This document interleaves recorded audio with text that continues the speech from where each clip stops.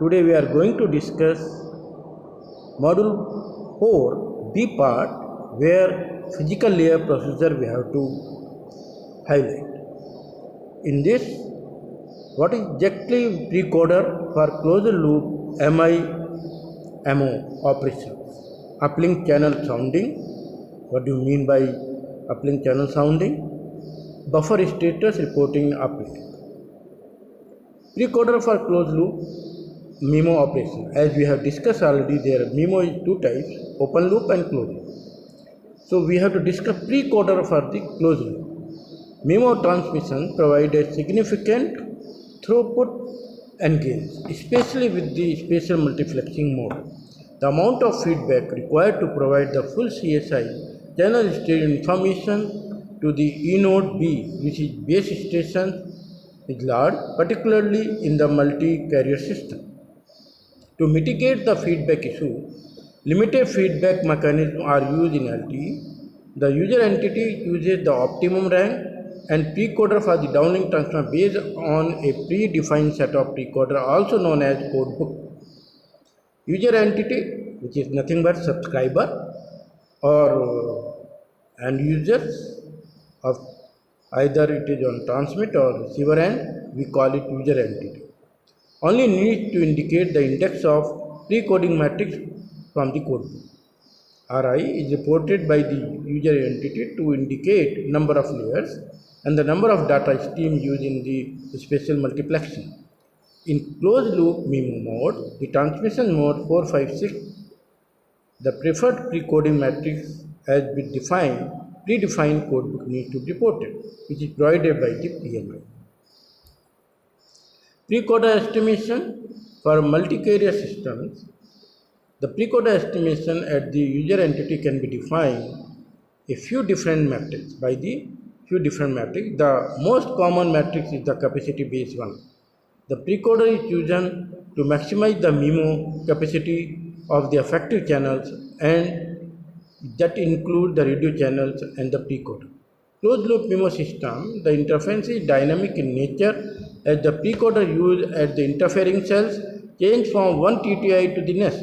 Thus, choosing a precoder based on the instantaneous interference seen by user entity can lead to suboptimal performance. Choose the precoder based on long-term characteristics of the interference, such as interference variance at each receive antenna. For LTS subcarrier, the achievable rate of the minimum mean square area MFC receiver is given by the following formula, where Ri,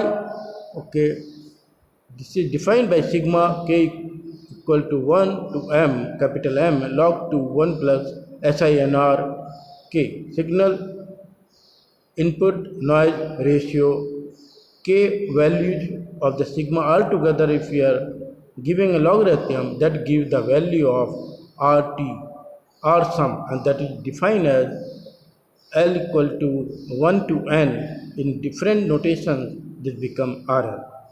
That is being precoder is chosen to maximum R sum for a given subband PMI or entire bandwidth wideband PMI. PMI and R. Precoder is chosen to maximize R sum, which is given in previous slides, R sum by giving subband PMI or the entire bandwidth PMI. Precoding matrix PMI and rank indications feedback. The rank indication RI report is determined from the supported set of RI values for the corresponding base station. In LT we call it E-node B, and the user antenna, which is nothing but subscriber, we call it in LT user interface entity. Antenna configuration. The value of RI can be 1 to 2, 1 or 2 for 2 antenna port, 1 to 4 for 4 antenna port, depending how the antennas are having the system.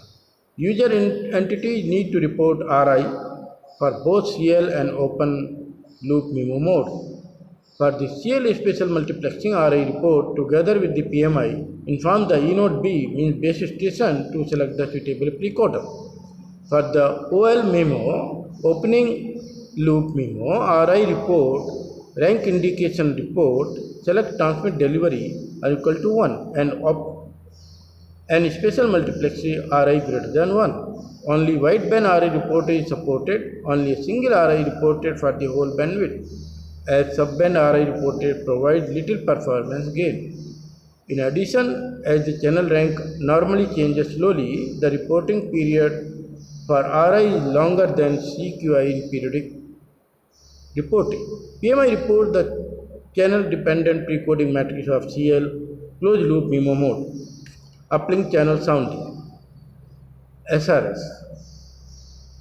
Channel sounding is mainly used for uplink channel quality of the measurement at the E node B, and sounding reference symbol is transmitted by the user entity in the uplink for the E node B base station to estimate the channel state information, which includes the MIMO channel of the desired signal input, noise ratio, noise interference level, etc. The SRS also used to uplink timing estimations, and uplink power control. The SRS transmission always in the single carrier FDMA symbol in the configured subframe, to which physical uplink shared channel data transmission is not allowed. The E node B base station can either request an individual SRS transmission from user entity or configure a user entity to periodically transmit SRS. The periodically may take any value 2, 5, 10, 20, 40, 80, 160, 360 milliseconds. The user entity specific SRS parameters include the starting physical resource block assignment, 2, duration of SRS transmission, 3rd, SRS periodicity and SRS subframe offset, SRS bandwidth, frequency hopping bandwidth, and cyclic shift. The above parameters are semi-statically configured by the higher layers, and user entity shall not transmit SRS in the following scenario. If SRS and PUCCH physical layer uplink control channels, physical uplink control channel format 2 or 2B or 2A 2B transmission happen to coincide the same subframe whenever SRS and acknowledged, non-acknowledged or positive SR transmission happen to coincide the same subframe unless the parameters are simultaneous AN and SRS is 2. Buffer status reporting in the uplink.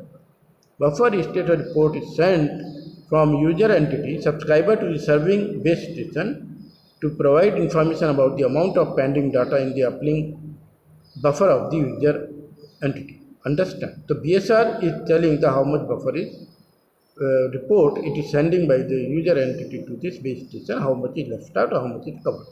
The buffer status along with the other information such as priorities allocated to this different logical channel is useful for the uplink scheduling process to determine the user entity or logical channel should be granted radio resource at the given time. BSR is triggered if any of the following events occur: regular BSR, padding BSR, transmission BSR, periodic BSR. So uplink data, regular BSR, uplink data for the BSR is nothing but buffer status reporting in uplink or peddling. This report is sending from user entity to the base station. The how much buffer is keep pending. So there are 4 categories we have already seen. The 2 BSR the buffer status reported on a per radio bearer logical channel group basis. 2 BSR format used in the LTE uplink. One is short BSR, another is long BSR. Regular and periodic BSR, if more than one radio bearer group has data available for transmission in the TTI, where the BSI transmitted, long BSI is reported, otherwise short BSR is reported.